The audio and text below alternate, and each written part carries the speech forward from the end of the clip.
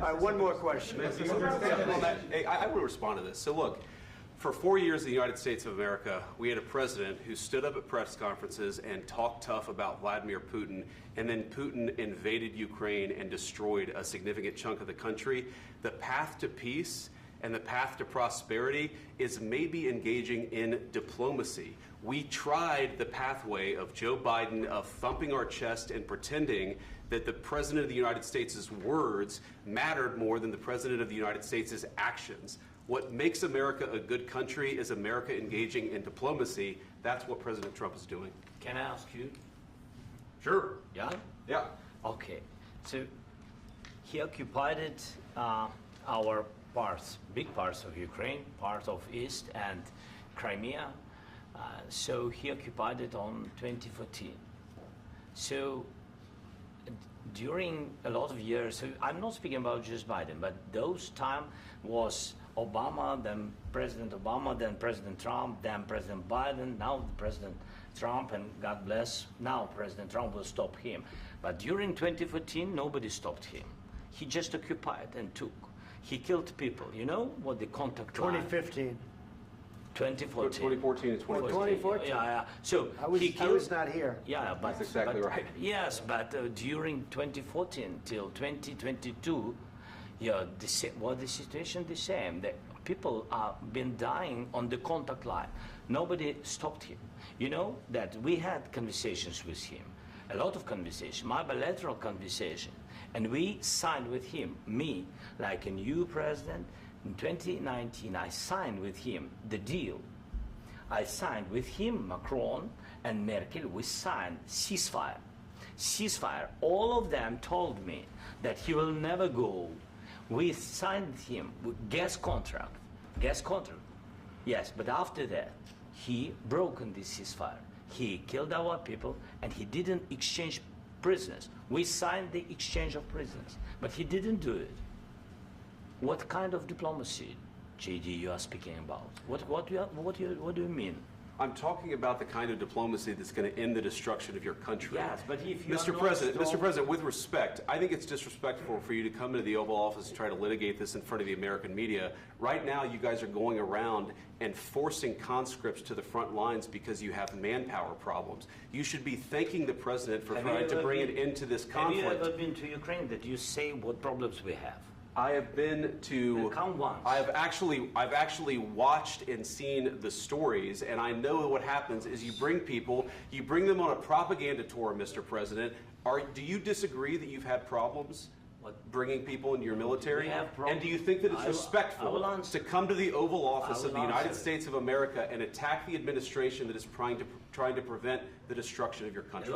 A lot of questions. Let's start from the beginning. Sure. First of all, during the war, everybody has problems, even you, but you have nice ocean and don't feel now, but you will feel it in the future. God bless. You don't know that. God bless. You God bless. You will not have a war. Don't tell us what we're going to feel. We're trying to solve a problem. Don't tell us what we're going to feel. I'm not telling you. Because you're in no position to dictate that. That's exactly what you're doing. You're in no position to dictate what we're going to feel.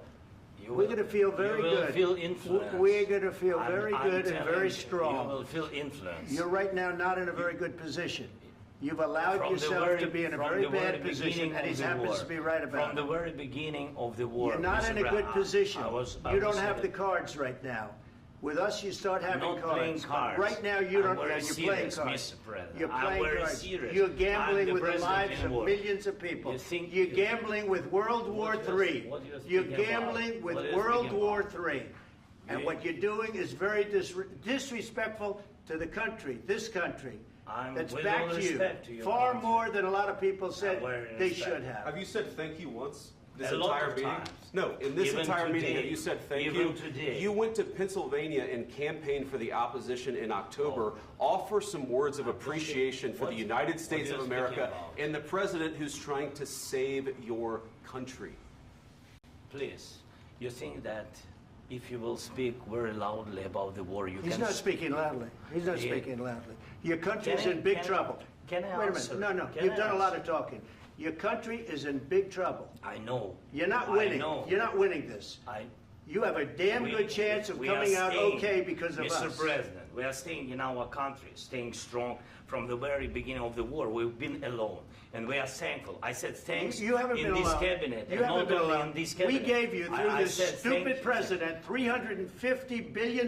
You voted we gave for you your military equipment, You and you voted men for are your brave, president. but they had to use our military. What about West? If you didn't have You our invited military me- equipment, you invited if me you to didn't speak. have our military equipment, this war would have been over in 2 weeks. In 3 okay? days, I heard it from Putin. In 3 days, this is something Maybe new. less. In 2 weeks, of course, yes. It's going to be a very hard thing to do business like this. I Again, tell you. just say thank you. I said a lot of times that thank there, you accept to that- American people. Accept that there are disagreements, and let's go litigate those disagreements rather than trying to fight it out in the American media when you're wrong. We know that you're wrong. But you see, I think it's good for the American people to see what's going on. I understand, sir. I think it's I very understand. important. That's why I kept this going so long. You have to be thankful. You I'm- don't have the I'm cards. thankful. You're buried there. Your people are dying. tell you You're again, running I low know. on soldiers. Don't- Listen, don't please, you're running Mr. low on President. soldiers.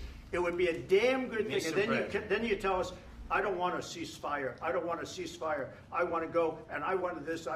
Look, if you could get a ceasefire right now, I tell you, you take it so the bullets stop flying and your men stop getting killed. Of course, we want to stop the war. But But you're I saying said- you don't want a ceasefire. But I said to you, I want a ceasefire. with guarantees. Because you'll get a ceasefire faster than an agreement. Ask our people about ceasefire, what they think. That wasn't doesn't with matter me. for you what- that what wasn't this with me. means. It That was wasn't with with you. a guy named Biden who was not a smart person. This That is was your, with, this that was is with your Obama. president. It was your president. Excuse me. That was with Obama, who gave you sheets, and I gave you javelins. Yes. I gave you the javelins to take out all those tanks. Obama gave you sheets. In fact, the statement is Obama gave sheets and Trump gave javelins. You got to be more thankful, because let me tell you, you don't have the cards. With us, you have the cards. But without us, you don't have any cards. One more question to Mr. Vice President. I'm sorry. It's going to be a tough deal to make, Um, because the attitudes have to change. what if Russia breaks ceasefire? What if Russia breaks peace talks? What do you do then? I understand that it's a heated conversation right now. What are you but saying? what She's if asking, what if Russia Putin breaks the ceasefire? What if anything? What if a bomb drops on your head right now? But they have Okay? broken What if they ceasefire broke it? many I don't times. know. They broke it with Biden because Biden, they didn't respect him. They didn't respect Obama. They respect me. But what- Let me tell you, Putin went through a hell of a lot with me. He went through a phony witch hunt where they used him and Russia. Russia. You ever hear of that deal? That was a phony Hunter Biden, Joe Biden scam. Hillary Clinton, Shifty Adam Schiff. It was a Democrat scam. And he had to go through that. And he did go through it. We didn't end up in a war. And he went through it. He was accused of all that stuff. He had nothing to do with it. It came out of Hunter Biden's bathroom. It came out of Hunter Biden's bedroom. It was disgusting. And then they said, oh, the laptop from hell was made by Russia. The 51 agents. The whole thing was a scam. And he had to put up with that. He was being accused of all that stuff. All I can say is this. He might have broken deals with Obama and Bush, and he might have broken them with Biden. He did, maybe. Maybe he didn't. I don't know what happened. But he didn't break them with me. He wants to make a deal. I don't know if you can make a deal. The problem is, I've empowered you to be a tough guy. And I don't think you'd be a tough guy without the United States. And your people are very brave. But you're either going to make a deal or we're out. And if we're out, you'll fight it out. I don't think it's going to be pretty, but you'll fight it out. But you don't have the cards. But once we sign that deal, you're in a much better position. But you're not acting at all thankful. And that's not a nice thing. I'll be honest, that's not a nice thing. All right, I think we've seen enough. What do you think? Huh? This is going to be great television, I will say that.